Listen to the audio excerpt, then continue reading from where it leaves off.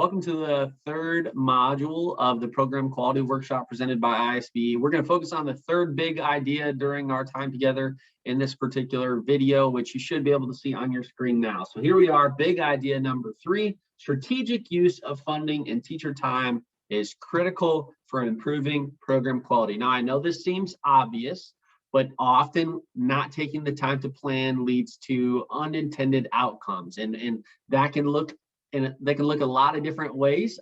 So in this video, I just want to share maybe 3 things to consider when you're intentionally planning, meaning making a plan to improve your program quality in the upcoming year. And then from there, I'll kind of launch you into your final activity of this workshop, which is going to start you on the right foot in this idea of intentional planning. So the first idea, or the first tip I want to share, is don't be afraid to double dip.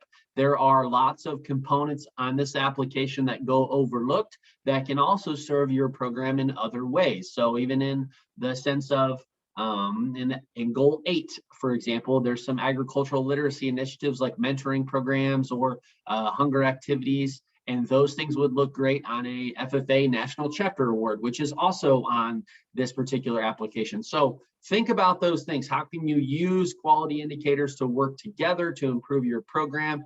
There's all kinds of things on there. So look at them from this lens of what are the things that I can do that would maybe double dip and get me points on multiple areas of this particular application. The second thing is I want you to use what's already happening in your school and community. Don't feel like you have to invent all of these things from nothing or start brand new programs. I'm sure there are already good initiatives in your school, mentoring programs, professional development for teachers or student councils, or things that you can tap into that are going to show up in some way or some form on this quality indicator application. So don't feel like you have to reinvent the wheel or the agriculture program has to do it all alone. Feel free to use what's already happening in your school. Just get your kids in your program involved, be an active component of those things, and then make sure it's represented on this application.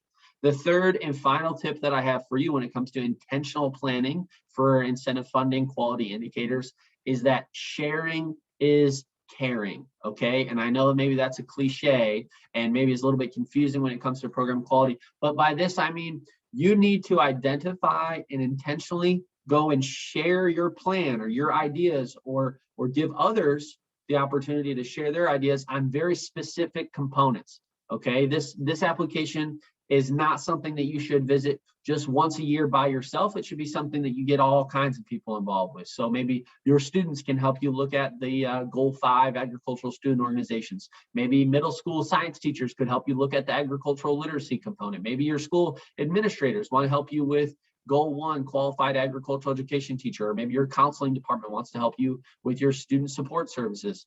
Whoever it is, there are people that can help you and that have easy ways. And once you bring somebody into that fold and you show them, hey, this is what I'm trying to do. We're trying to get more money for the program. Here's a way that we can do it. Please help me. Many people will be willing to give you ideas and they'll be making sure that you're achieving those throughout the year. So a little bit of innovation, a little bit of team building and some accountability, to be honest, for this particular idea of improving your program quality. Okay, so those are my 3 hot tips. The last hot tip, sharing is caring, launches us into our last activity, activity 3.1, sharing is caring, but you're just going to revisit that quality indicators preview document. And for as many indicators as you can, try to identify someone in your school or community that can help. Now, this is different than your advisory committee. I don't want you to have 140 different people on your advisory committee. That's not going to be helpful to you. A small, close-knit group that understands the needs of the program that can prioritize with you, that will be helpful. But there are specific individuals that maybe I'll be able to help you with one thing on your application. And that's what we're looking for here is there someone in your school or community that you're not leveraging that you could reach out to with one meeting, phone call, email, text message, and they would be able to help you achieve maybe just one thing. That's what we're looking for here in this particular activity. So review the quality indicator document. For each indicator, identify a group or individual that can help you implement that particular indicator. For example, your professional development, 1.4 professional development might be a school principal. 2.2 student career experiences could be the guidance counselor, the guidance department, et cetera, et cetera. You get the point.